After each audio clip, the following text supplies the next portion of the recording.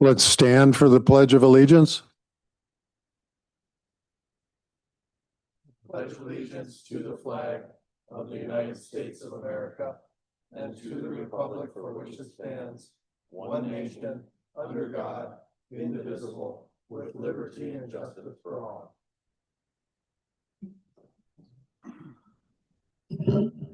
Roll call, please. Councillor Geisler, Councillor Jelly, Here. Councillor LeBlanc, Here. Councillor Peterson, Mayor Boucher. Here.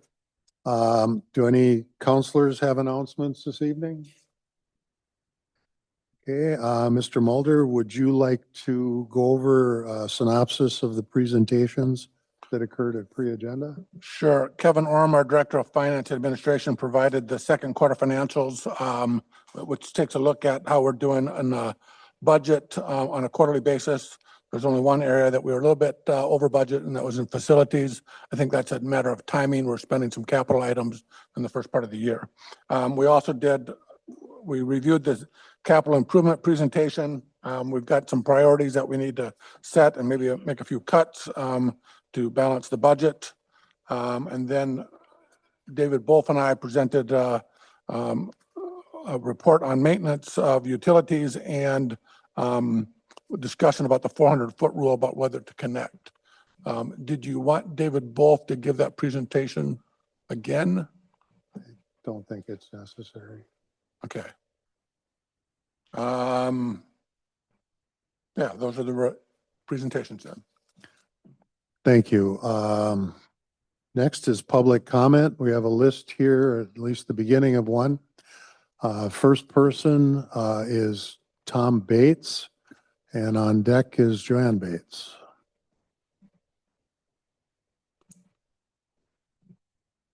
Greetings, councilors and Mr. Mayor. I consider all of you real people with Name and families, address, Tom. friends, and Name and address, or name and hometown, Oh, please. shoot, I'm sorry. I even know that stuff. I'm no, not that I don't know that, but Okay, Tom Bates, Hermantown, Minnesota. thank you. I consider you all real people with families and friends and relatives and associates. And all of them are in real danger. Google is not to be trusted. Google's track record from across the country is absolutely reprehensible.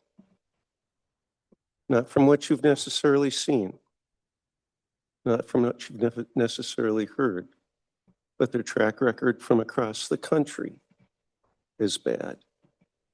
Google doesn't do what they promise. And what Google promises to small communities is by and large not true. That's their track record across the country. They will not be good neighbors to Hermantown, and they will be devious partners for the Hermantown City Council, in my estimation. That's what I'm worried about. And here's the deal, they have more lawyers than the Department of Justice, and that's a fact. Think about that. Sit with that for a moment. You may not agree with what I'm telling you, but I want you to consider something very carefully. I believe it would be in the best interest of the council members.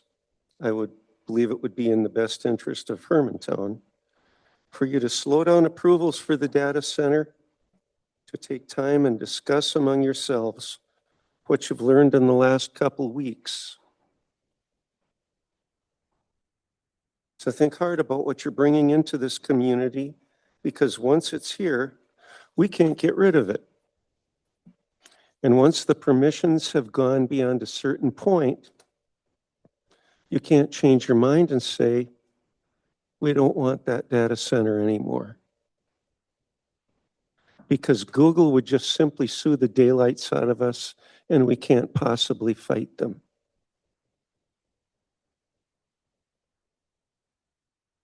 They're too powerful. It's very possible it's too late right now. But if it isn't, and I sincerely hope it isn't, I would hope that you would just pause and talk among yourselves, 30 and seconds. talk among people that you trust in the community, including me, because I'm a trustworthy man. And I have years and years and years of experience in dealing with hard decisions. I do. I hope you'll talk with us and then make your decisions. But take your time. And please don't feel as though you need to fall back into lockstep 3 with minutes. their expectations. Thank you. Yep. Thank you for your time. Next is Joanne Bates, and after Joanne is Cindy Olson. Thank you. Joanne Bates from Hermantown, Minnesota. And thank you all for listening tonight and so many other nights. It is my understanding that Google has tried to deceive our community. When Google repeated its claim that their property taxes would give Hermantown schools reams of money, it was smoke and mirrors. When they claimed that the proposed data center would cause a huge amount of secondary community benefits, it was as muddy as the muddy Missouri. And their claims of transparency and telling us everything are as unclear as the air in Hermantown on July 15th. When you think of the approximately 25 miles of piping in these buildings, from 1/4 inch to huge, the risk of leaks increases by length and by even more by every number of joints, turns, or curves. It seems likely there will be leaks of forever chemicals. What happens if those leaks happen at the cooling loops on the roof? The poison will be spread into the environment around the data center and then spread into our aquifers. Will our grandchildren thank us? Mayor, councilman, city engineer, city attorney, city administration, do I need to remind you that you are the responsible government authority here? If that's not a responsibility you want, then let us vote. Let the citizens of Hermantown vote. I think you know how that vote will go. Thank you for your time.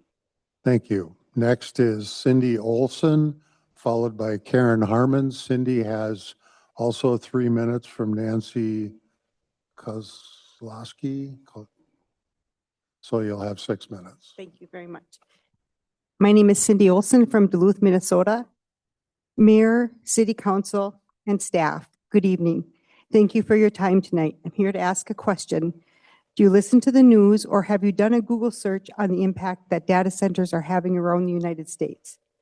Last night, I spent 5 minutes doing Google searches on data center issues, and I found a couple of things. Posted on July 17th, a rancher near Abilene, Texas, claims that every calf born since the data center arrived has been stillborn. He blames low-frequency hum and vibrations from a nearby energy facility, saying his cows now sleep on the road instead of their ravine. Texas hosts about 570 data centers, and I do not know what number of that would be considered hyperscale, like what Google is proposing. A similar story comes from Bell County, Texas, where a farmer stated that his animals have lost 30% of their weight since the data center was built. Another farmer stated that since the data center was built, there are no bees. Do you have any idea what losing the bee population would do to our food chain? July 16th, there was a posting about cooling failures is the second most common cause of impactful data center outages after power problems, according to an annual outage analysis done in 2025. It also warned that soaring AI demands is straining infrastructure design, particularly around power and cooling. On May 9th, it was posted, a data center drained 30 million gallons of water unnoticed. Residents in Fayetteville, Georgia noticed low water pressure. The utility discovered 2 unaccounted for water connections at one of the nation's largest data centers. In May, Doyajuk, Michigan, channel WSBT 22 reported on a lawsuit that alleges A hyperscale data center creates constant and excessive noises, making it harder for nearby residents to enjoy their homes. Residents told WSBT that the persistent sound has taken a toll on their quality of life. They also claim that the noise is hurting property values. Posted March 30th, the vast data centers that power artificial intelligence guzzle huge amounts of energy, but they also have another alarming impact. According to new research, they are creating heat islands, warming the land around them by up to 16 degrees Fahrenheit. That is making life hotter for more than 340 million people. Those impacts weren't limited to the data center's immediate surroundings. In fact, the temperature increases could be felt up to 6.2 miles away. I'm sure that Google feels that they will do everything right, and it appears that they may have convinced you of that as well. However, I would assume that these data centers that have issues thought the same thing, but they were not able to prevent bad outcomes, even with unlimited resources that they had. This is why we're seeing more and more communities around the United States moving to put moratoriums on data centers, because we, the people, are tired of big money being able to steamroll local politicians, use and abuse our natural resources, and leave us with the mess to clean up, if it's even cleanable. With all of that said, I think that the one motivational factor you all have for voting yes on this hyperscale data center is the jobs they're promising and what Google is promising to bring to the local economy. On July 9th, Duluth Indivisible hosted a community event with independent experts on the proposed data center, people who will see no benefit from the outcome either way. One of the experts was Prescott Ballich, and he spoke about the economic impact. I hope you have had a chance to watch that recording. If not, I can certainly forward it to you, and I think at least listening to Prescott's portion on the economic issues he had would be really good for you to hear. On Google's claim of up to 2,000 construction jobs, yes, there will likely be that many skilled tradespeople working on the project over the 8 to 10 years. However, there's not that large of a surplus of tradespeople in the Duluth area, so it's likely the jobs will not be created but imported from other areas. If they are pulled from local projects, there will be a shortage of skilled tradespeople for those scheduled projects. This will drive up the cost of construction and remodeling for the area at a time when we're already seeing a shortage of skilled tradesmen and price increases beyond inflation. Because these people will not be permanent residents, they'll need housing. There's already a shortage of housing in the area that's driving up the cost of renting and purchasing homes. This will only exacerbate the situation. Their promise of 100 to 130 well-paying jobs on site. If those jobs are drawn from the market of Greater Duluth, Duluth Superior, wherever they could probably get employees from, there are currently about 100,000 jobs, existing jobs right now. Adding 100 to 130 jobs over 8 to 10 years won't even make a blip on the employment market. For indirect jobs, on the Google handout that they gave at their open house, it says for every job they create, there will be 9 jobs created in the community. Prescott stated that he has never in his life seen a 9-to-1 multiplication factor for indirect job creations.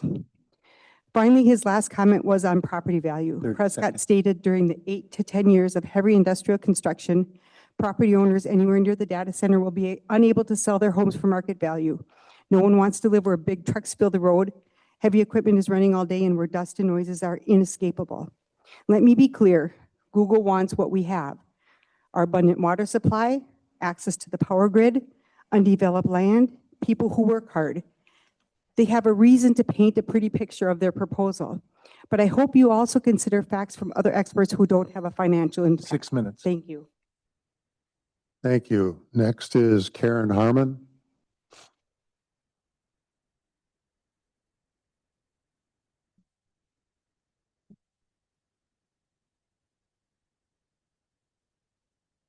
Good afternoon. Karen Harmon, Hermantown. I haven't talked to you guys for a while, but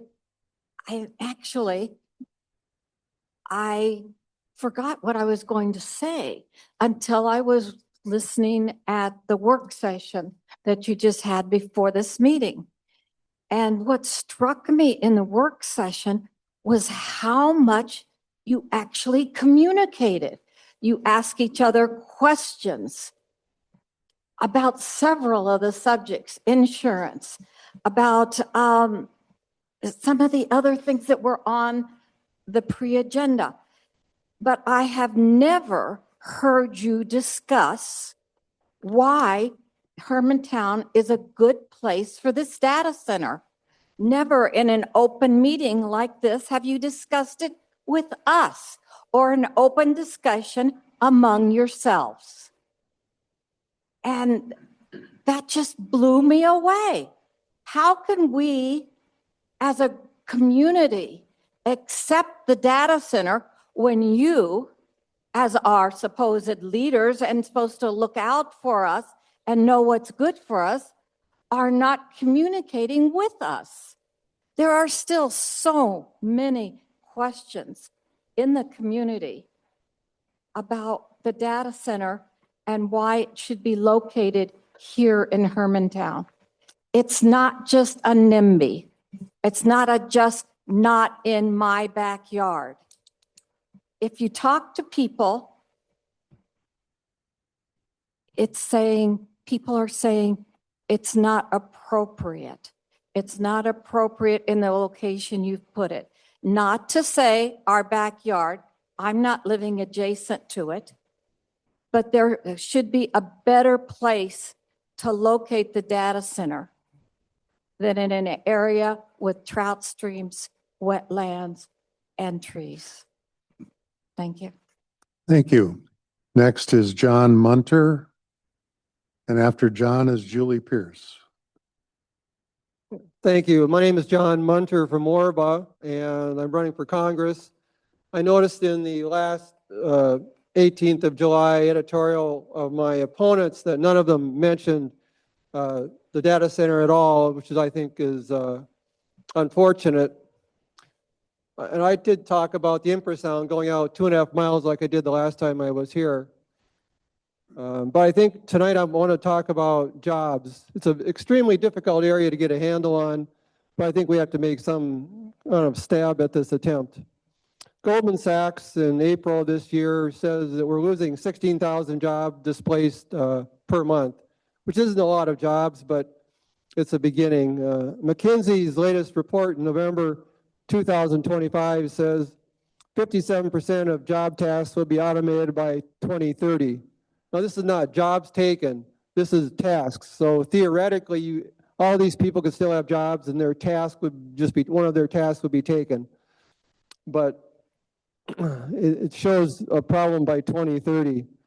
Now in Minnesota 8, our congressional district, there are about 85,000 to 100,000 white collar jobs in our district. Hermantown's hyperscale data center is projected at 600 to 700 megawatts, which is roughly 1/3 of the total hyperscale data centers existing or planned for Minnesota. So how many of these jobs are at risk from the Hermantown data center by 2030? Is it 30%, 20%, 10%? How many thousands of jobs? It'll probably be thousands anyway and not hundreds. And we haven't dealt with all these issues of retraining people and universal basic income and finding new jobs for people somewhere. So this is just a social problem that's being created. It seems to me the only return on investment on this data center is either displacing jobs or it's surveillance, government contracts for surveillance. So neither of these things I think are a good thing. I think we should put a slowdown on what we're doing here. So thank you. Thank you. Julie Pierce, and after Julie is Stacy Green. Thank you.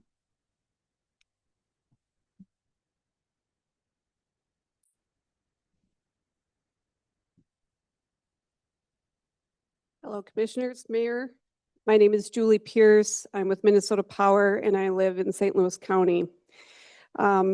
Since our last presentation to you in March, Minnesota Power has been continuing to learn more about our project here in this region. And as details of the new AUAR have been coming out, we've wanted to provide you with the latest insights and 3 key buckets that have been evolving from our perspective that this business addition to the Hermantown community and the region will bring. So first, as we shared earlier in March, Minnesota Power will be adding this new customer to its systems, which will be saving our existing customer base that expands this entire northeast part of Minnesota. And those benefits, now that we have a better understanding through the AUAR, will allow for $600 to $800 million of benefits over the first 15 years of this electric service agreement. We've communicated this with the Minnesota Public Utilities Commission as we've described their electric service agreement. And the reason why these benefits are happening, as I shared with you earlier, is that as Google's demand comes to the system, it will help spread all of our fixed costs to provide reliable electric service here for the region, continue transforming into cleaner energy sources. It'll spread all those costs over many more megawatt hours, and that's like reducing your mortgage. So that's where a lot of those benefits are coming. If this customer does not come, as we explained in our Public Utilities Commission docket, is that if they don't come, then that $600 million will have to be collected from our existing customers over that 15-year period. And that's about $40 million per year of savings that are spread over this great region. Adding this technology entity does also diversify our customer mix. We are very susceptible right now to certain industries. Adding new technology, a diversified customer and entity here to the region will help balance and stabilize our system.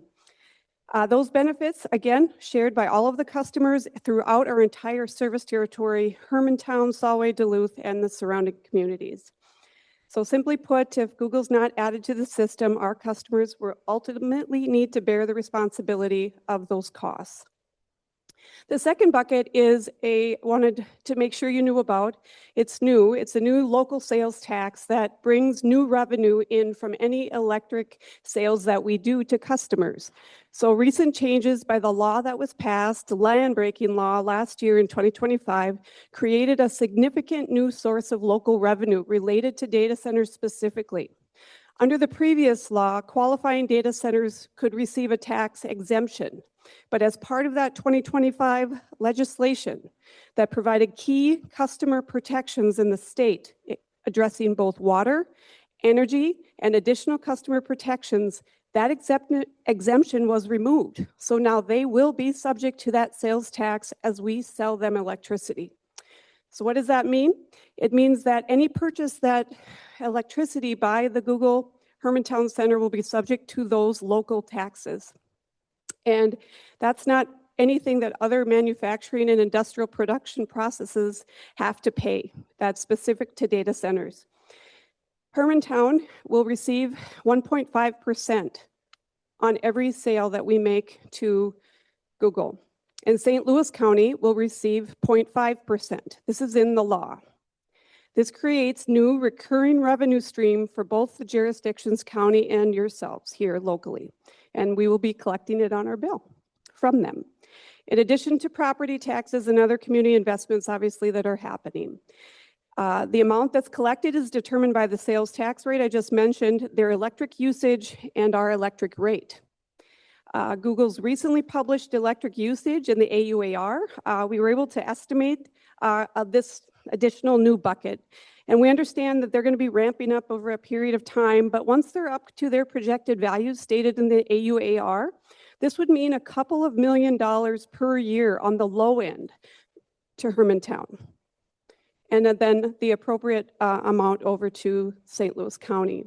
And that's new local sales tax revenue for Hermantown from the project's electricity consumption alone. So this is all part of that new law. We would also, obviously, St. Louis County would receive a substantial amount through its county sales tax. So this is a significant public benefit that is to date not been elevated in many of the discussions. And as we've been learning more, we wanted to make sure that from a Minnesota Power perspective, you understood the value of this project and how this would come through. We also understand that sales taxes are guided by law, but the proceeds that you would receive could definitely help pay for the current sales tax projects that you have much faster than you had even anticipated as you receive this new revenue.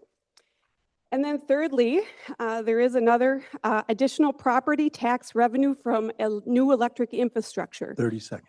So as we've been saying we're going to build new electric infrastructure to serve, that will also generate a new property tax revenue that will come to you.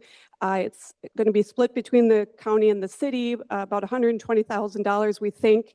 But as we learn more, we will continue to come share with you and answer any questions you have. And as you can see, very large package of benefits here from a Minnesota Power perspective that the Google Data Center will bring. Thank you. Next is Travis Drana, and after Travis is Jill Drake.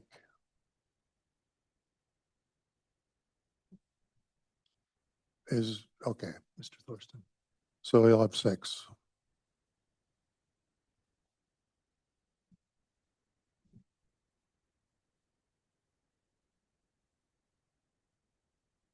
Okay.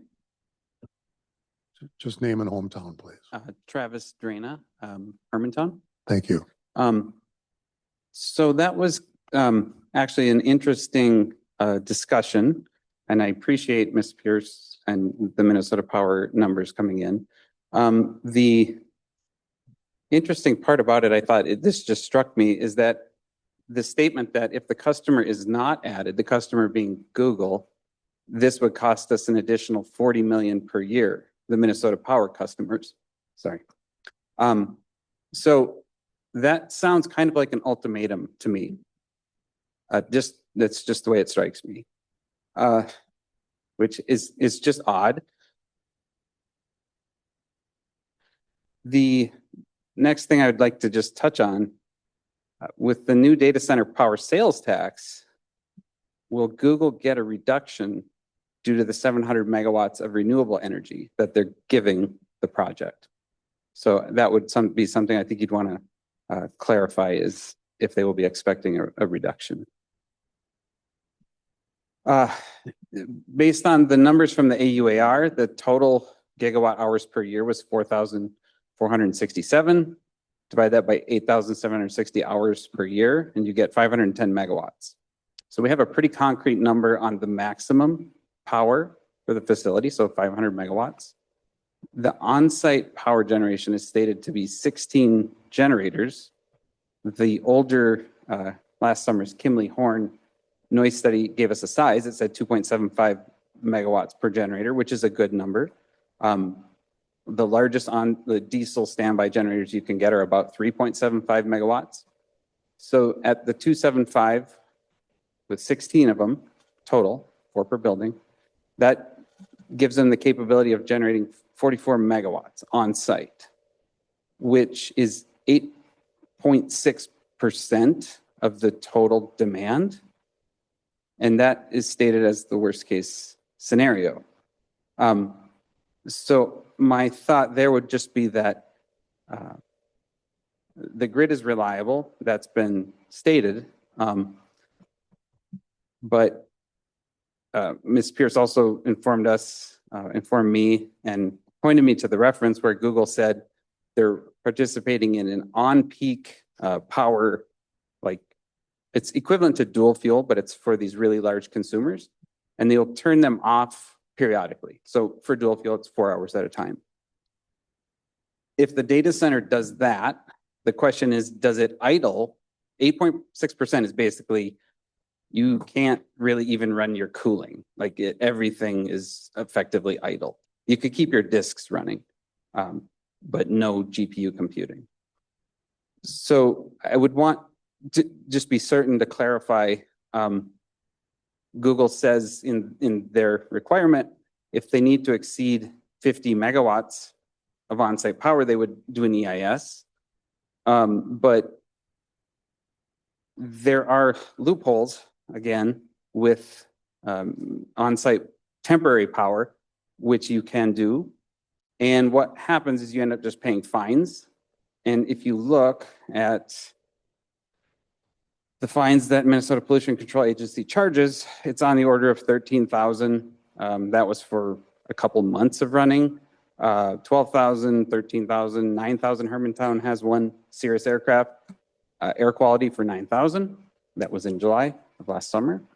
So that's just pennies to these companies. So if they got in a situation where they needed to continue running, we'd want to be certain that there is some way of preventing them from doing something like that.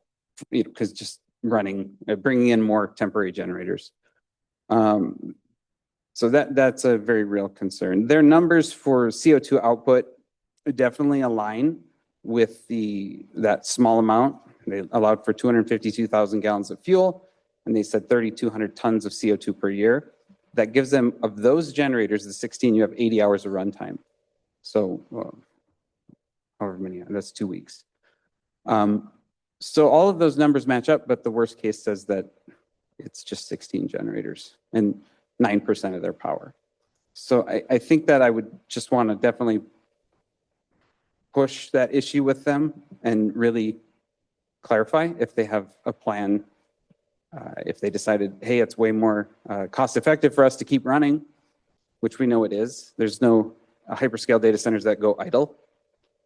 They just simply pay the fines. So I think that's all I really have to say for this evening. So thank you for your time. Thank you. Next is Jill Drake, and after Jill is Mickey Pearson. Jill, name and hometown? Sure. My name is Jill Drake, and I live on the Morris Thomas Road, Solway Township. Okay, thank you. I apologize. The last time I was up here, I was a little emotional. I've gathered a lot more information and knowledge. So I'd like to introduce myself a little bit better so you know a little bit about me and where I stand with the data center project. I respect all of you and thank you for listening. I appreciate it. I do. This is tough stuff. So my name is Jill Drake. I am a citizen. I am a Christian. I am a certified holistic healer. I am a registered nurse of 40 years of experience. I currently hold my nursing license. I worked in 18 departments, including the lab at Essentia Health. I'm very educated in medical. Very. I was known as a super nurse at Essentia Health. All the doctors, all the nurses respected me highly. I taught many nurses, many students. I am a master teacher in the equestrian sport world. Something very personal I'm going to share with you. I am permanently disabled due to seizures.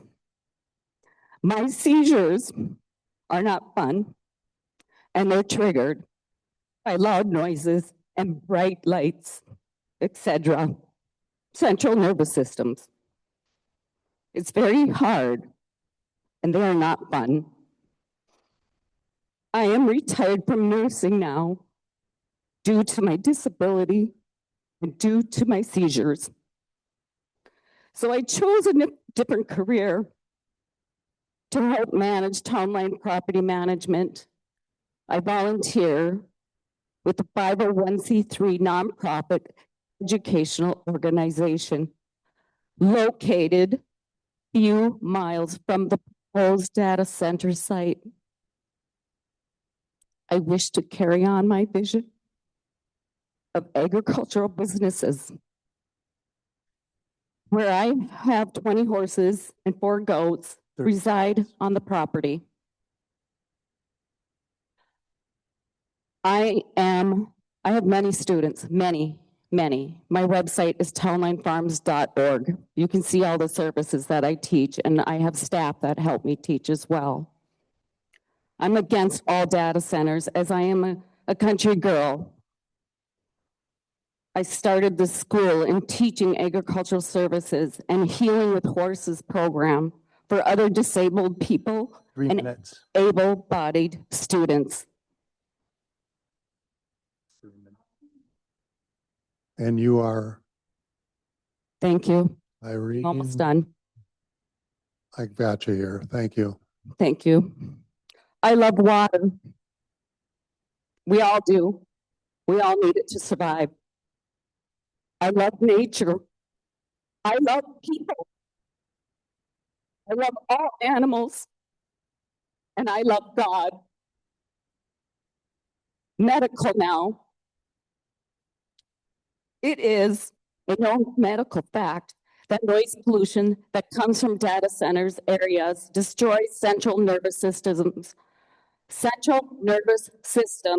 of livestock, chickens, pets, fish, horses, dogs, cats, cattle, and everything living wildlife animal on this planet. It is a known fact.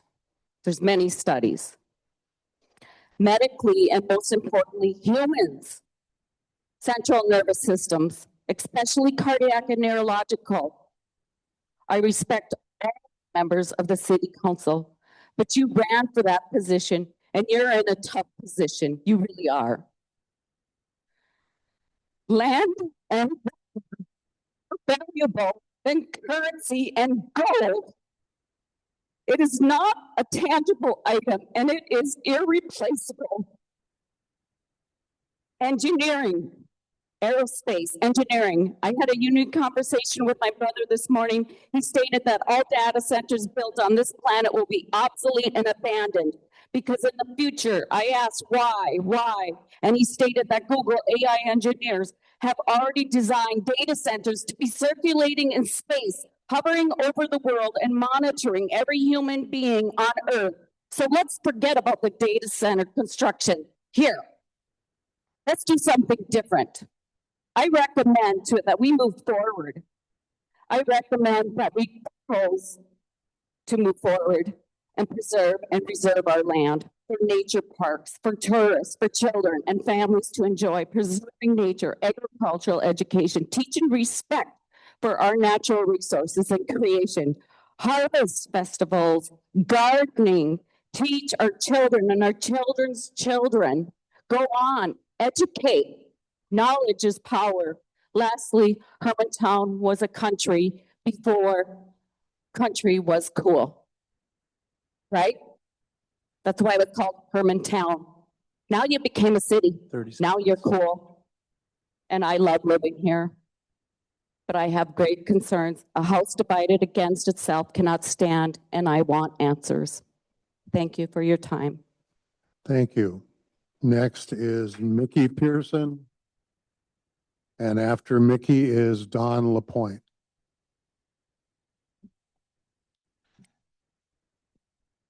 Hello, good evening. My name is Mickey Pearson. I'm a resident of Duluth, Minnesota. I'll keep things short here. First of all, thank you, all of you, for your public service. We're in a time leading up to elections, and I know that all of you have signed up for serving your community, and I believe you're doing that admirably. And I want to just applaud all of your patience and your kindness and your thoughtfulness as you consider every comment.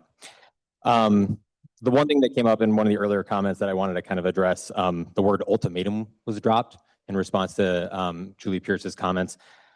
This isn't really an ultimatum, it's actually just math. And a lot of it results from in 2023, when our state government worked with citizens across the state to pass the 2023 Climate Action Framework.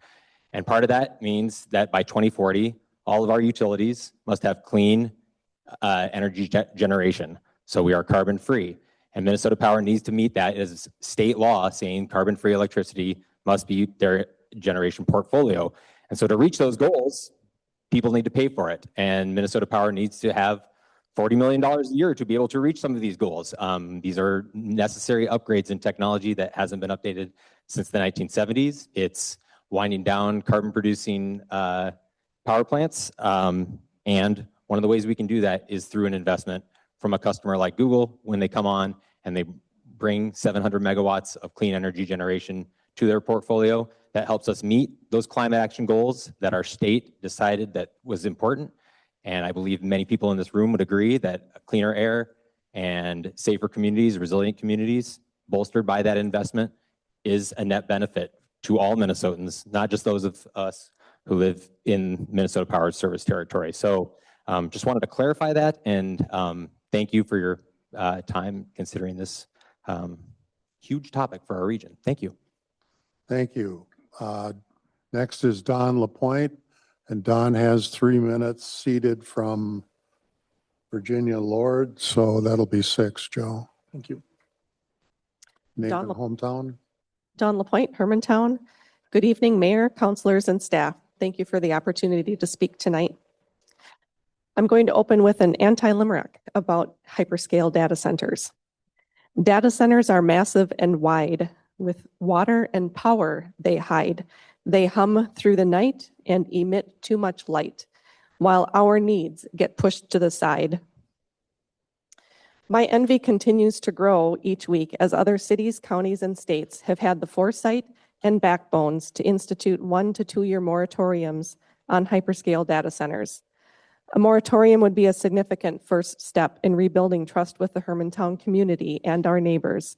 And more importantly, it would allow the time needed to study the effects of hyperscale data centers, examine ordinances and zoning, and put appropriate safeguards in place before considering any such projects. A moratorium would also slow the warp speed that Google is pushing. I ask, when will Hermantown officials accept responsibility and accountability and take these steps to protect our community and neighbors?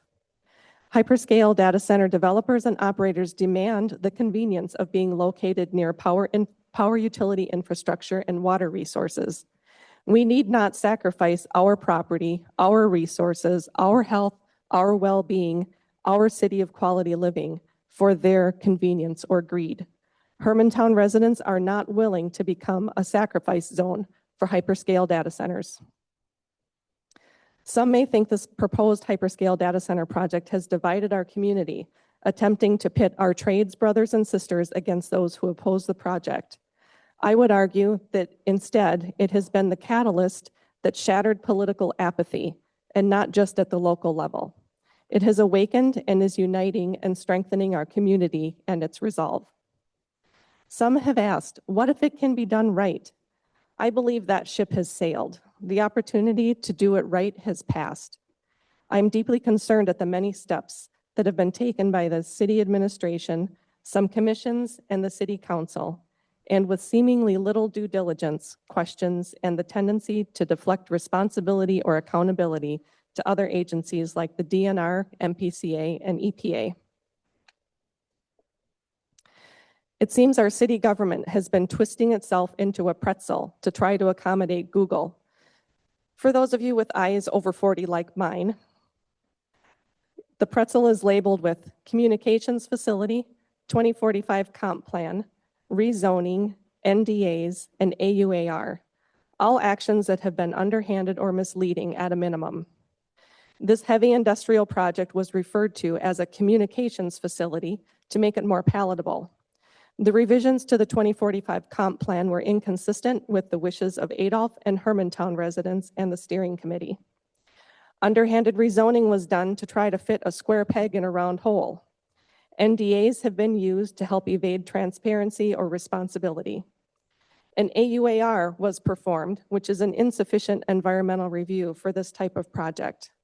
If I drew a bigger pretzel, I would also include the proposed use of tax abatements to pay for infrastructure that only Google needs and wants.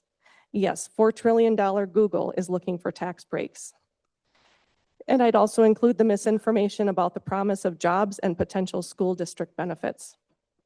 A footnote to that point, there needs to be a very public retraction and correction by Google and the Hermantown Star related to misinformation that they are perpetuating about additional revenue from property taxes. With all this pretzeling that has been done so far, why should we trust that from here on out, things will be done right? Where is the proof that it can be done right? Google claims its facility at the Dalles in Oregon is such an example. It doesn't take much internet sleuthing to conclude that if the Dalles is their best attempt at doing it right, we can't afford to take that chance here. The price we would pay with negative health impacts, habitat loss, environmental damage, and the loss of resources and rural residential character is far too great to take that risk. One thing a hyperscale data center will not do is attract more people to move to Hermantown. We don't want to become known as Hyperscale Town instead of Hermantown. Let's set an example as a city that protects its residents and resources instead of being an example of another town that was sacrificed for corporate greed. Please institute a moratorium on hyperscale data centers, including this one. Let's get our priorities and ducks in a row and do what's best for our community and future generations. Thank you. Thank you. Order, please. Next is Rick Davis, and after Rick is Cliff Davis.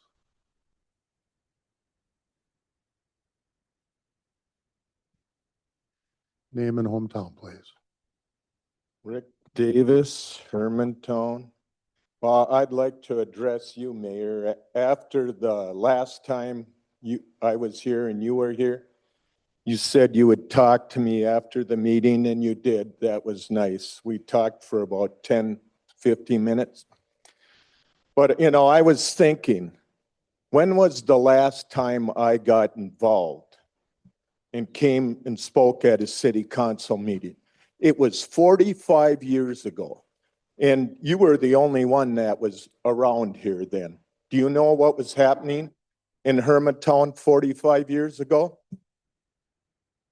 I had to Google it. I knew something serious was happening, but you can't even remember, and you were involved. Was it the Ridgewood Mall?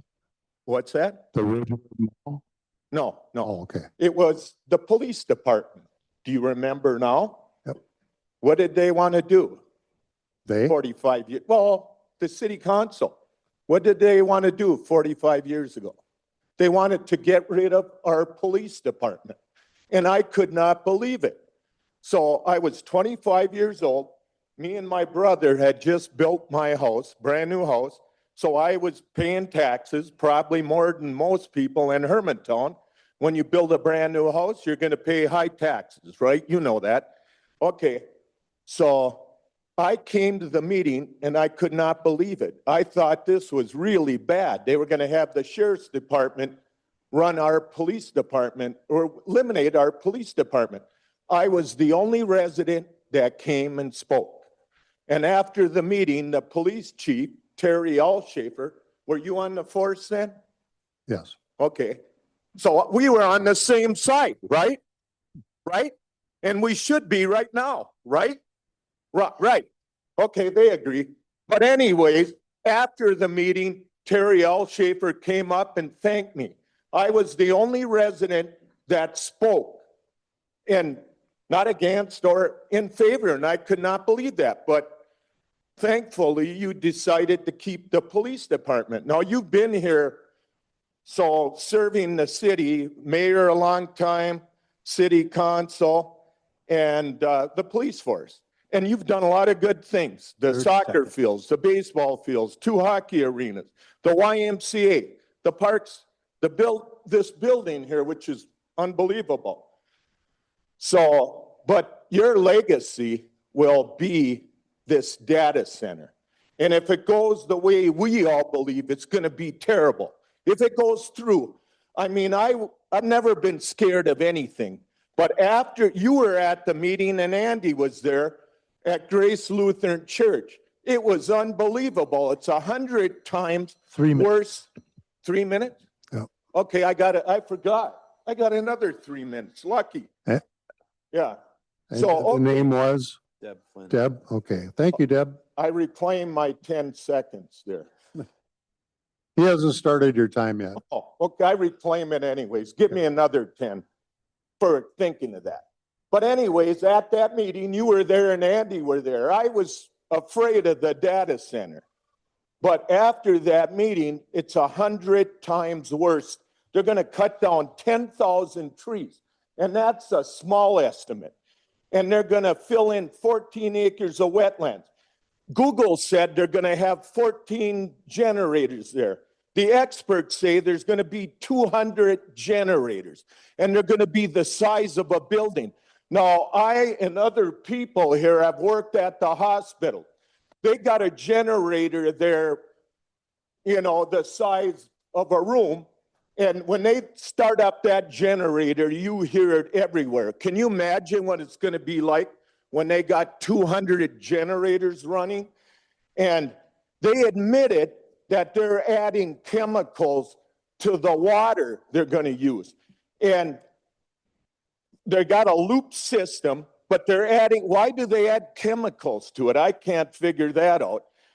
And each building has 1 million gallons. And if that breaks, it'll contaminate all the water in the area. And they did say in Utah they had a break.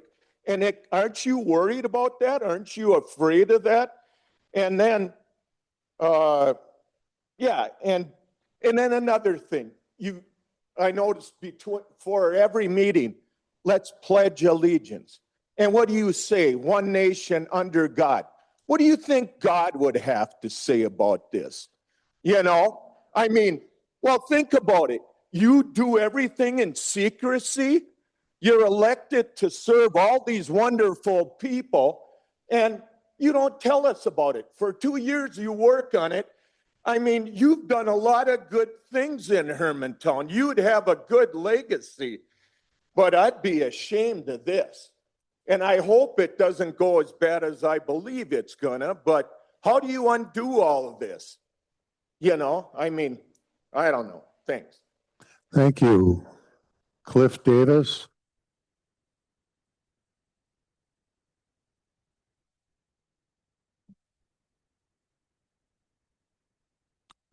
Yes, name and hometown. Okay, Hermantown, my name is Cliff Davis. All my friends call me Skip, my friends and family. I was going to say about this data center. Some of you people think that it's going to bring money and jobs here. Well, I'll tell you, like when in 2006, when they had the Bakken oil fields, they took people from everywhere and they went up there in a hurry and they just tore those farms apart. The farmers were mad. Okay, a little later, in 2018, they were going to bring Foxconn to Racine, Wisconsin. They said they were going to employ 13,000 people. And I got a brother-in-law that drives by there all the time. And he says, there's nothing going on there, just a big sign. So I got on the phone and I asked Google, how many people are working at Foxconn? They said, well, we're sending 1,000, we got 1,000 students there teaching them about data and data centers. But we're waiting for the next session to see if Governor Evers will give us some more money. This is supposed to be the $1 trillion company, and they're waiting for Evers to give them more money. And if people that have shorter memories, it was just about a month or two ago when Artemis 2 went around the moon. And a week later, I saw the show on public TV about that. And they said that they're going to go up there and get this helium-3. It's worth 100 to 150 times more than the price of gold. And what are they going to use it for? They're going to use it for computers and smartphones and data centers. And they're going to have it down here in less than 3 years. By 2029, they're going to have it down there. And it's just up there to grab. It's on the surface. And then I woke up this morning at 4 in the morning, and the radio happened to be on. And they were talking about they got a new way of making data centers. They call them data centers in a box.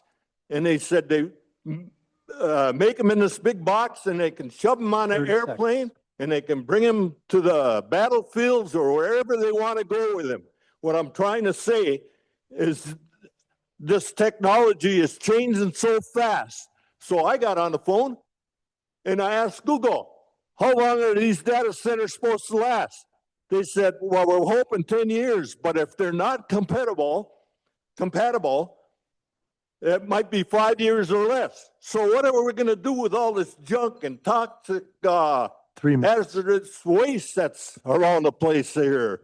And all that concrete slabs and... Time's up, Skip. Oh, okay. Thanks Thank a you. lot. Next is Kirk Allenda, and after Kirk is Derek Strum.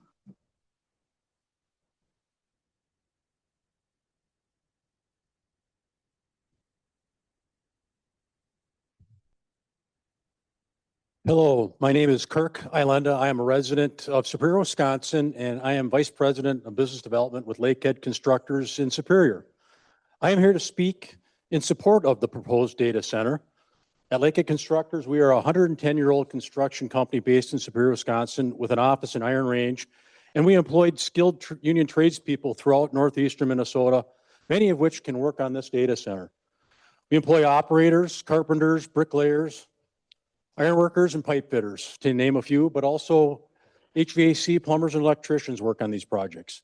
On average, just one company, Lakehead Constructors, we send out over 1,300 W-2s every year.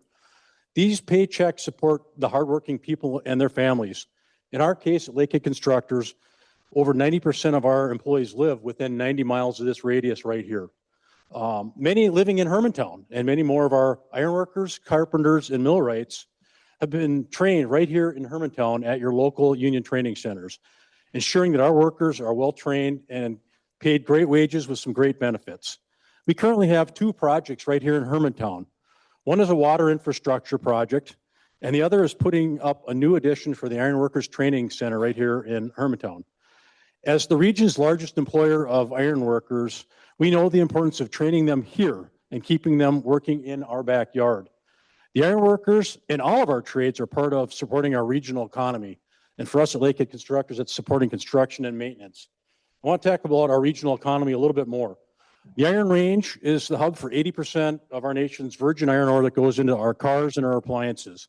My hometown of Superior is the region's hub for energy. It's the oil and gas we use for heating our homes, the asphalt in our roads, and gasoline for our cars. Duluth is hub for our healthcare, education, and shipping. Grand Rapids is a hub for electricity. I like to think of my friends here at Hermantown. You've become the hockey hub for us in northern Minnesota. Thank you for that.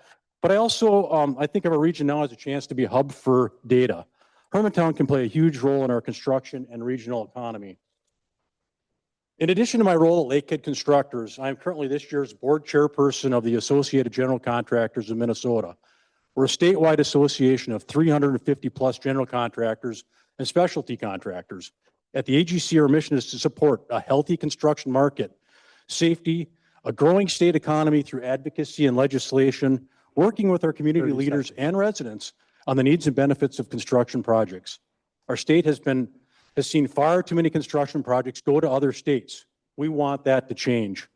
Our region should find a way to take advantage of this economic opportunity, as it will provide for several years of good paying construction jobs, permanent living wage jobs, valuable property tax base for Hermantown, not to mention the many more community benefits seen in other communities that have hosted data centers. 3 minutes. To keep is that 3 minutes? No. Thank you. Thank you. Next is Derek Strum, and after him is Dennis Flynn. So if anybody has some, I might need an additional 3. Derek Strom, Hermantown. I want to first address the people who are talking about jobs. Let's look at it this way. If you take, for instance, Taco Bell, when you walk inside Taco Bell right now, nobody takes your order. That's what this Google thing is going to do. It's going to eliminate jobs, millions of jobs. Will this 8-year project allow you to retire?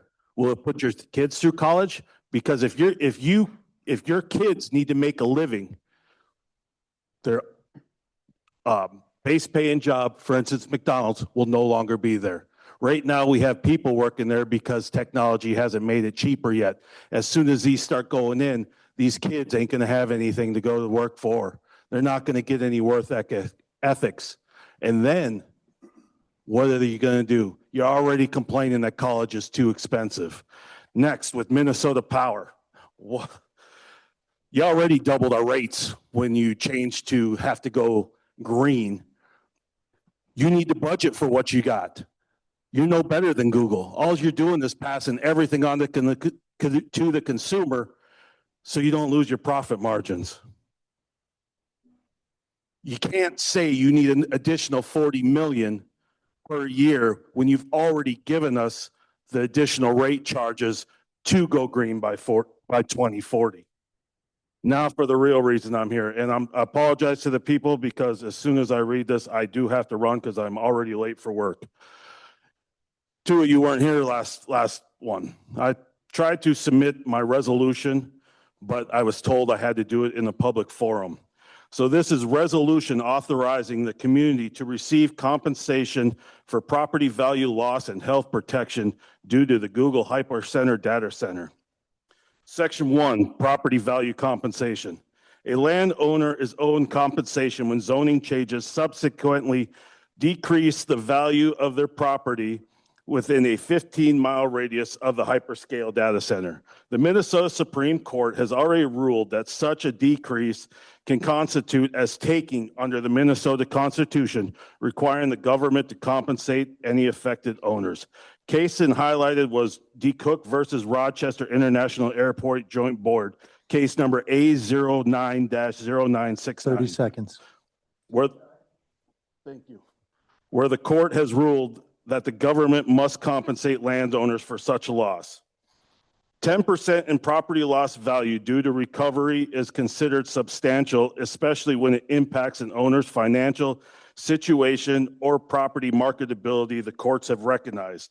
A $50 compensation to every $1 loss ratio will be required from the city due to uncertain locations, possible job loss, and other hazards. Section 2, health protection. Instead of reading y'all's name, I'm just going to call you out by the 5 city council members. Do hereby accept full financial responsibility for any health expenses to people, livestock, and household pets due to the hyperscale data center. Responsibility for negligence of hazard or dismissal, denial, or diminishment from the data center.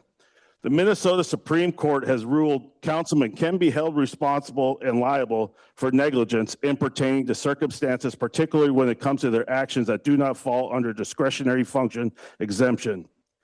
Discretionary function exemption, traditionally, city councils were protected from liability under the discretionary function exception, which shield them from lawsuits related to policy level decisions.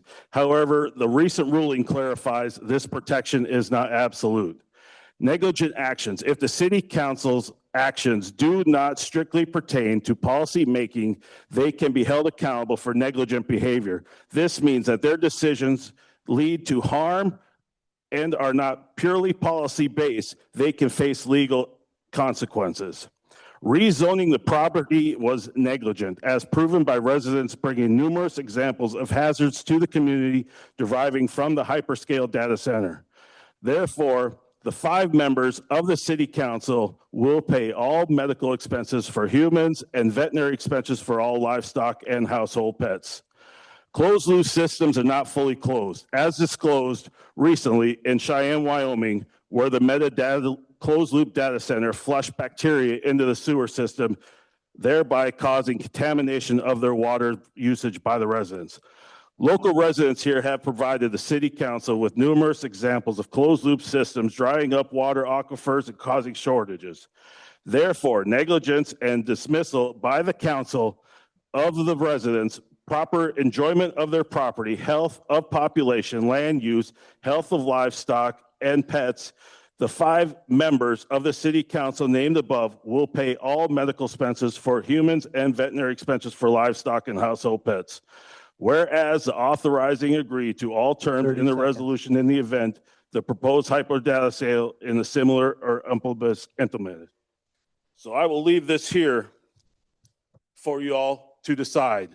Now, if you choose not to sign this, I expect in writing why you chose not to, because you will explain. Don't use your attorney, in your words, why you choose not to protect the residents here.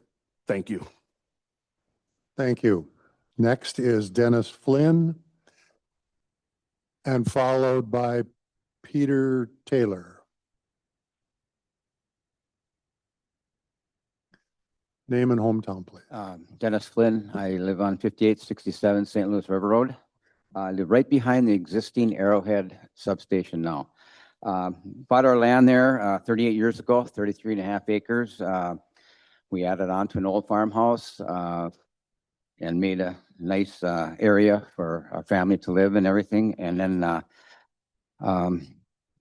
come 2024, we decided that we needed to build a house on one level. We're in our mid-70s, and we had 10 acres next door, so we proceeded to do that. So I proceeded to build, and then all of a sudden, finding out that, well, we knew about the new power line coming in, and then all of a sudden, Mr. Google's coming. $3 trillion company. And so we finished our house, and we had our other house to put up for sale in the fall of 2025. We had numerous people come and look, liked it, liked the area, price was right, but their concern was the data center. They could hear the buzzing of the Arrowhead Center, and they just didn't know what would happen with the data center coming in. We took it off the market. Two of our grandchildren lived there for the winter, and then we put it back on the market 1st of March this year. First guy that come to look at it was a former Hermantown resident.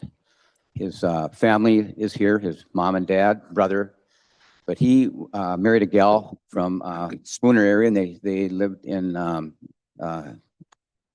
down in the Spooner area, and he's a veterinarian, and he wanted to come back. And they got 5 kids, and they love the area.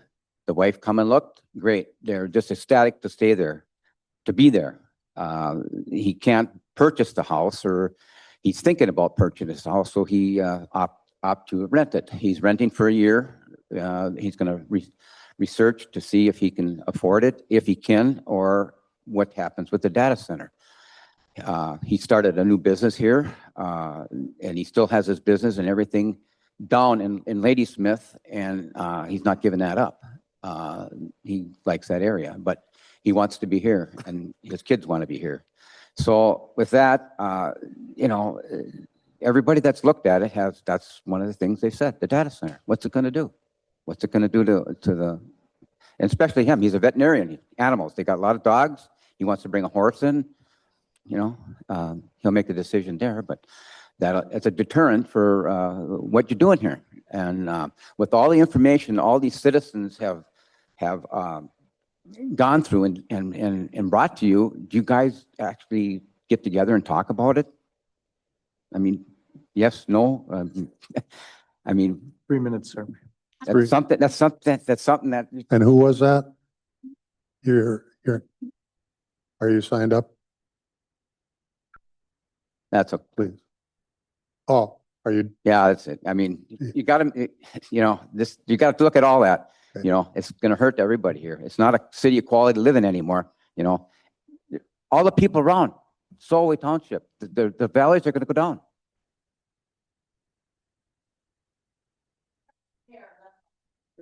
Okay.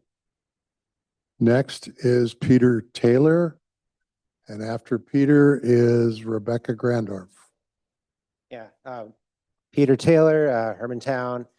So, I think the Iron Range would be a better place for a big industrial project. That said, I have some recommendations about the project design and mitigation plan. So one thing, the construction period, at least 5 years, likely 8 to 10 years continuously. That's a really long time. That's like a huge segment of someone's life. That's an extraordinary circumstance. You really should look at, 7 a.m. to 10 p.m. You got a 5-year-old kid, it's 9 p.m. and there's pile driving and big trucks and all sorts of things happening. You should shrink the length of hours to reduce those adverse impacts. At night, they'll probably have diesel generators with floodlights to build it. Diesel generators making more noise, so shrink those hours, please. Another piece, dust. The AUAR kind of doesn't say much about dust, but it may be an important problem. You should take a harder look at dust. How can you reduce and mitigate those impacts? So the construction period is a big deal. It's just a very long time, a lot of high intensity activity. Okay, another topic, backup power. We've heard about diesel generators. The AUAR kind of dodges on it. It should actually disclose like what's the diesel generator plan, and you should avoid diesel generators if at all possible, only battery backup. There's probably little to no noise, no air pollution from batteries. Giant diesel generators have a lot of adverse impacts from noise and air pollution. So reduce, eliminate diesel generators. They might get pressed into service by the federal government to stabilize the grid. That has happened elsewhere already. So if they're not there, they can't get pressed into service and create more impacts. Okay, let's go to the cooling system. So there are trade-offs between closed loop water cooled and air cooled, but the AUAR does not actually discretely analyze each system. It should. If we knew what the noise emissions from the closed loop water system were, and we could compare them to the air loop system, the air system, that can inform a decision where you have the authority to tell Google, do one system or the other. You have the authority to tell Google batteries or diesel. Reclamation bond, you should have a reclamation bond. Yeah, technology may change. You might have abandoned buildings. Google can afford a reclamation bond, right? So I'm about out of time, but yeah, like if you're intent on moving forward, you need to at least keep working harder on the project design and mitigation plan. Thank you. Next is Rebecca Grandorf and followed by Sarah Lofall.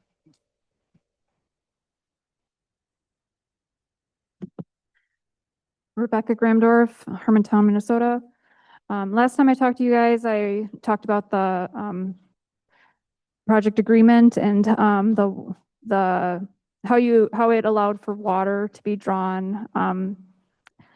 When I read the draft AUAR, I was surprised to find that it said directly in there that our area is poorly suited to groundwater withdrawals. So to go off of sort of what Peter's saying, like I don't want the data center, but if you're going to move forward, you guys should at least write a good mitigation plan that is prohibiting them from doing those groundwater withdrawals. It says right in the AUAR that we're poorly suited for it. There's no reason why we should be allowing them free reign with that stuff. You guys should be writing a mitigation plan that, and like looking through the AUAR and making sure the mitigation plan is actually protecting us. I'm a farmer. This last week was really, really difficult for us, working outside in extreme heat, working outside in really, really poor air quality, the worst I've ever had. I'm worried about the generators. I'm worried about how it could impact pollution, air quality for me being outside working. I don't feel like that it has been studied well enough in the AUAR. It studied noise, but it really didn't study the air quality related to generators. And the number of generators that it was studied was only like in the teens, whereas people have said it's gonna, like if it's gonna cover the whole electricity usage of the data center, it's gonna have to be in the hundreds. So I would encourage you guys to actually compel them to study the generators fully so that you know the actual impacts to the air quality. I'm also worried about the heat island effects. I don't think that was studied in the AUAR. It's like both heat during the summer season while I'm working outside would be terrible. It's like I think I've heard as like much as like 10, 15 degrees. If that would be unbearable for me, my crops would be suffering with that amount of elevated heat on a regular basis. But I'm like, also, they want to build it here because of the winters. And I'm like, okay, well, if we're hovering above freezing all the time, that's also going to impact like, that's also going to impact how things are going around in this region if we're not staying below freezing consistently during the winters.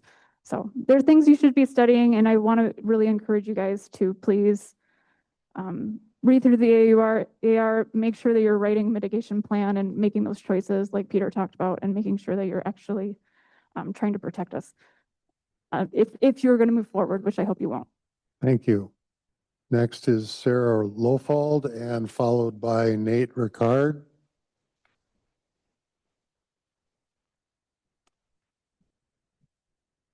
All right.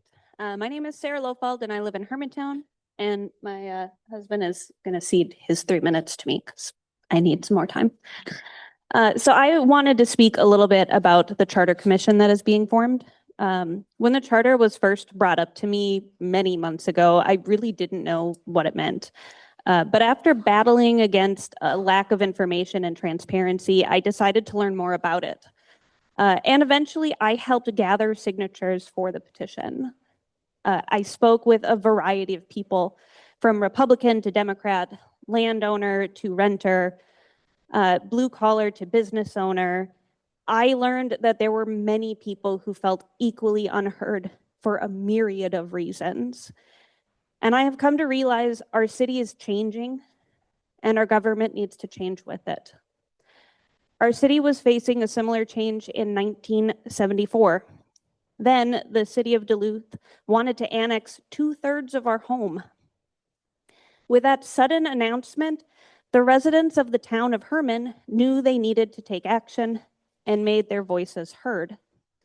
Because of their actions, Hermantown was recognized as a city in 1975. I learned all about this while visiting the Hermantown History Center after the parade on Saturday, where I saw some of you guys.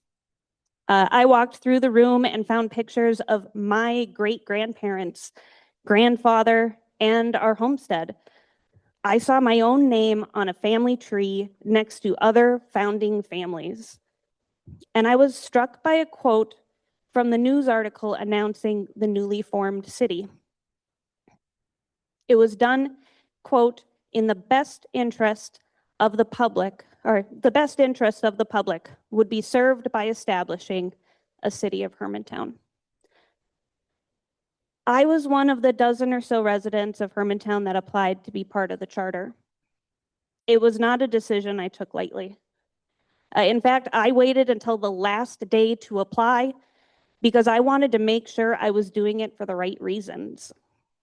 After months of speaking with my neighbors who felt unheard, ignored, and dismissed by the city council, hearing their concerns, listening to their public comments, and reflecting on them all, my decision was suddenly a lot easier than I had thought. It was made because I believe the charter is in the best interest of the public. I'm not one to quote history much. Definitely not a history buff. But this has continued to resonate with me during our nation's 250th birthday and just in this very divisive climate. We hold these truths to be self-evident, that all men are created equal, that they are endowed by their Creator with certain unalienable rights, that among these are life, liberty, and the pursuit of happiness. That to secure these rights, governments are instituted among men, deriving their just powers from the consent of the governed.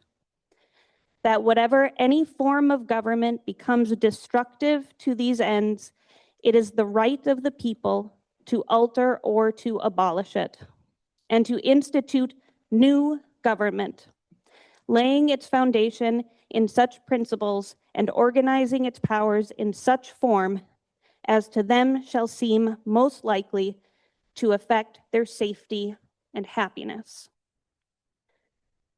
Those words are from the Declaration of Independence, and they hold a heavy weight for us all.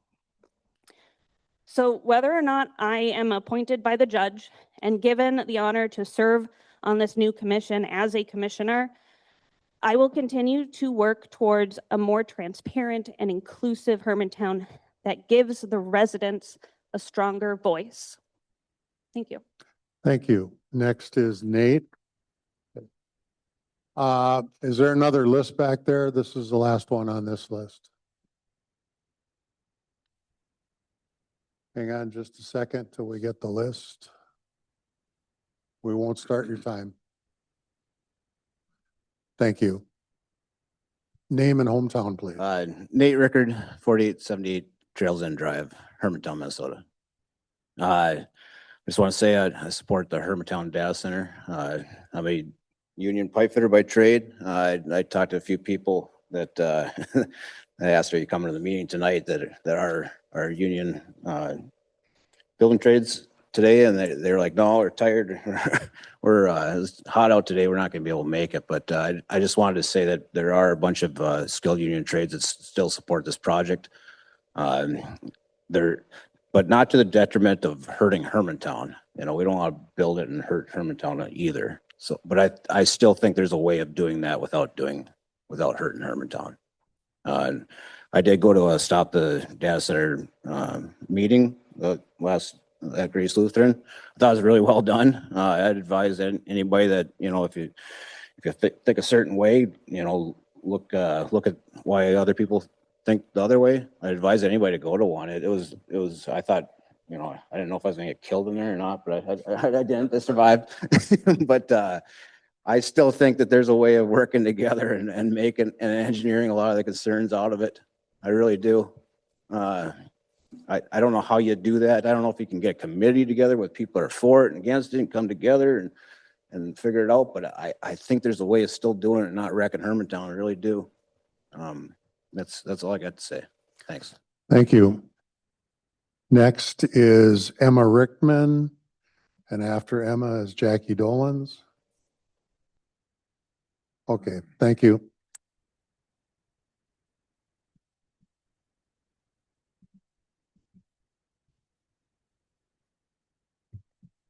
Good evening, Emma Richtman, Hermantown.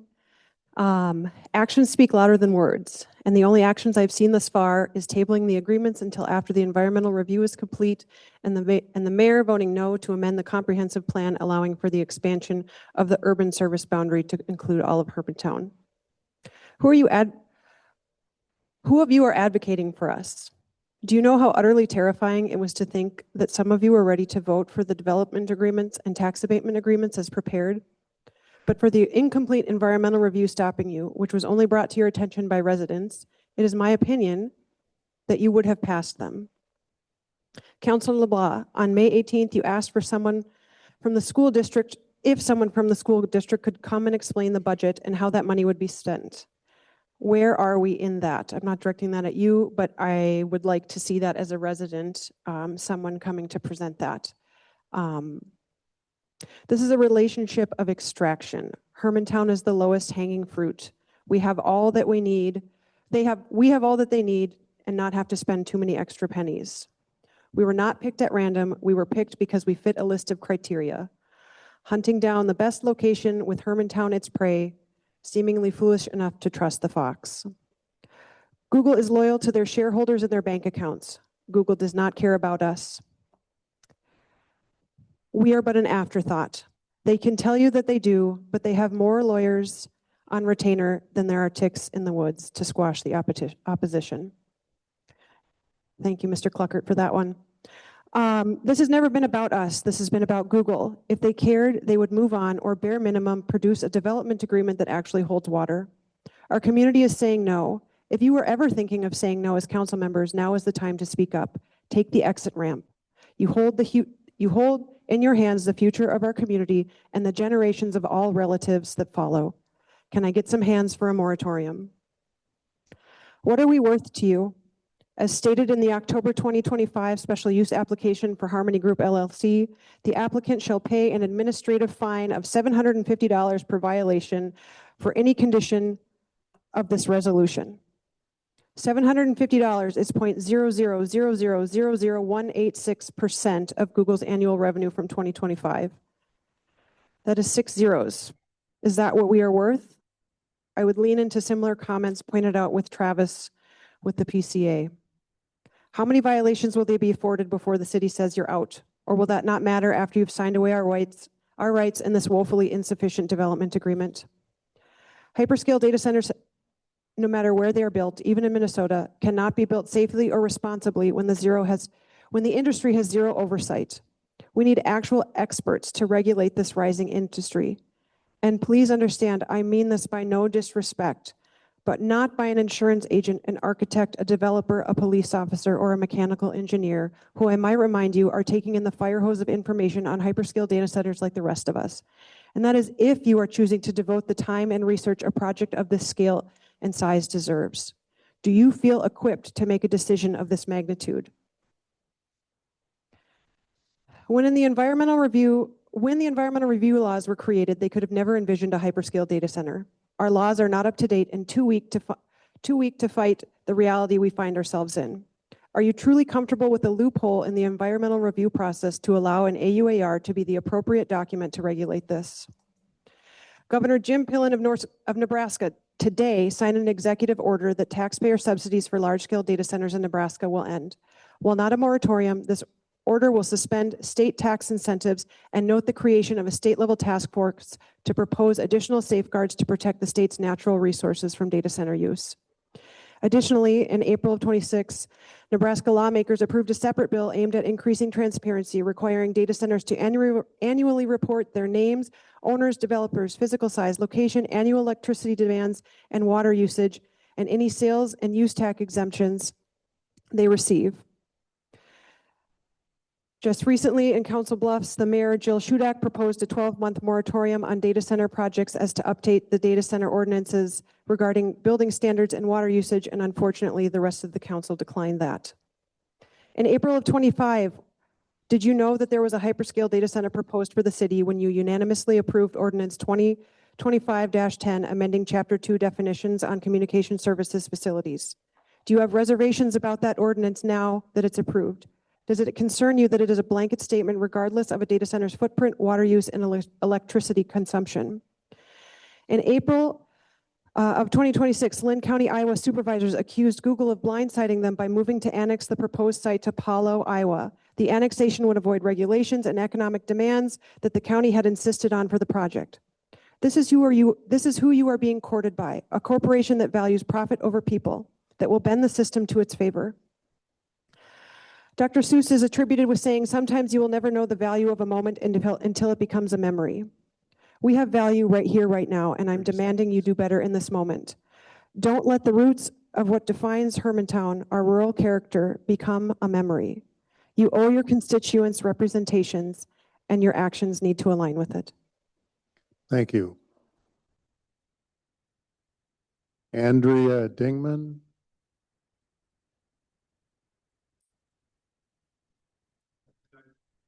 No. No.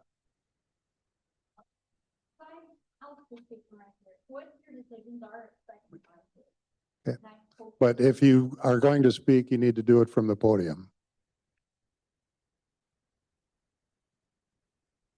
No, he didn't take. Oh, wait, what? He didn't take.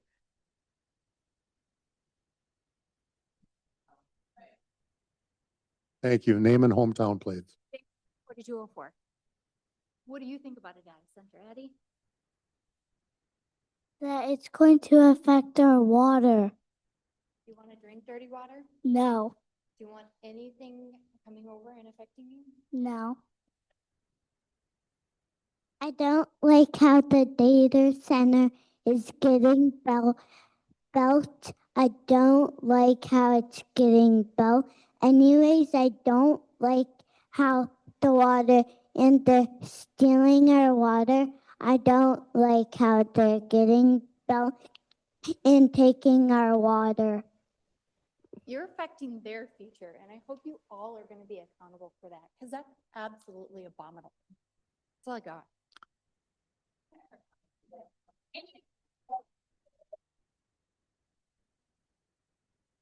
Okay, we're done with a list for public comment.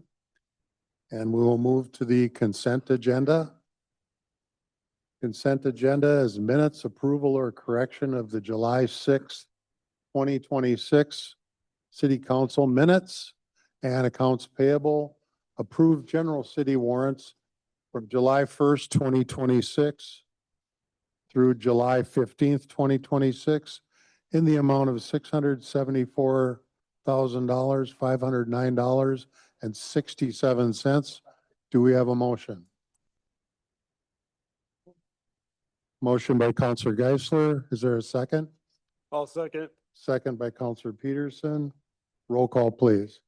Counselor Jelly, Aye. Counselor Blah, Aye. Counselor Peterson, Aye. Counselor Geisler, Aye. Mayor Boucher. Aye. Next is Resolution 2026-84, resolution approving insurance coverage and city does not waive the monetary limits on municipal tort liability for the city of Hermantown. Do we have a motion? Move to approve. Motion by Counselor LeBlanc. Is there a second? I'll second that one as well. Second by Counselor Peterson. Mr. Mulder.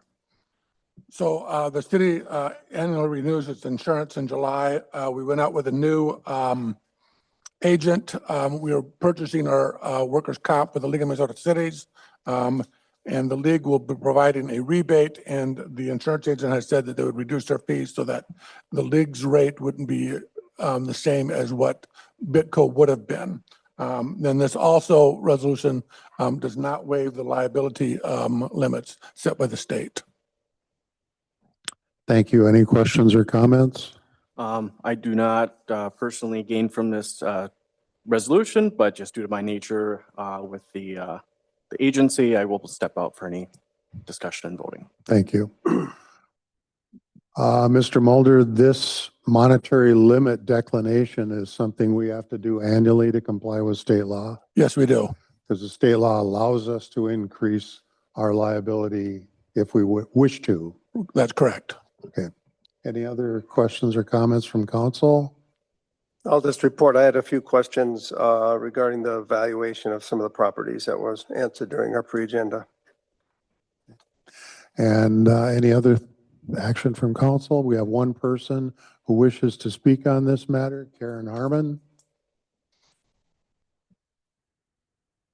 Name and hometown, please. Karen Harmon, Hermantown.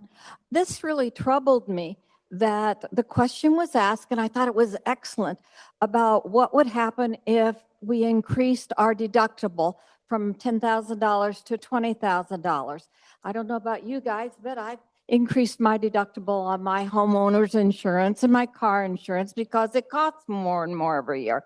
And I found that I'm either holding my insurance rate at the same or I'm getting it decreased. And I was really appalled that you just took the insurance agent's word for it, that it really wasn't going to make any difference. How about a dollar figure for that? If you increase the deductible to $20,000, how much money would Hermantown save? And then again, you probably know how many claims we've had and whether it's reasonable. But I just couldn't believe that you didn't ask for an actual figure. No comment.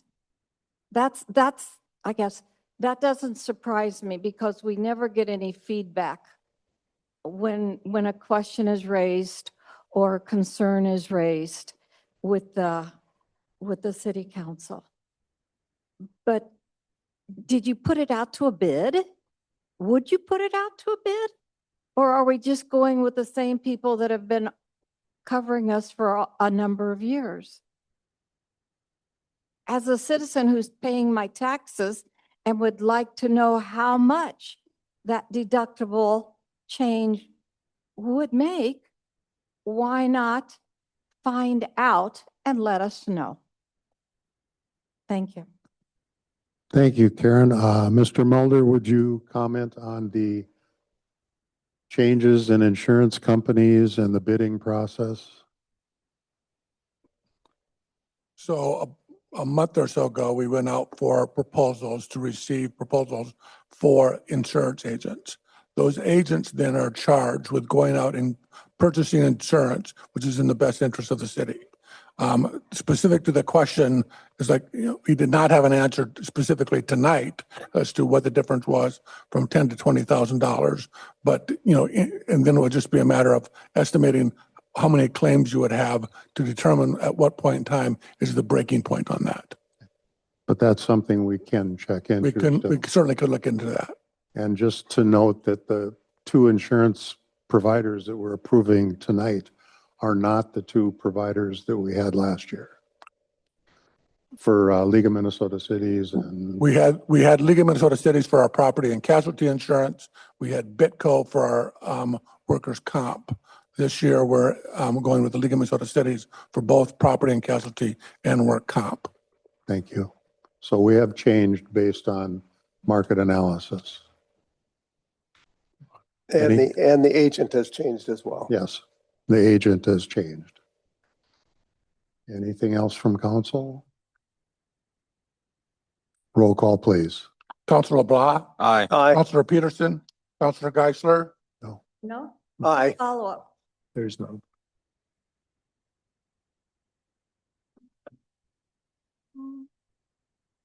sorry, Aye. LeBlanc, Peterson, Aye. Geisler, Aye. Mayor Boucher. Aye. If someone can find Counselor Jelly.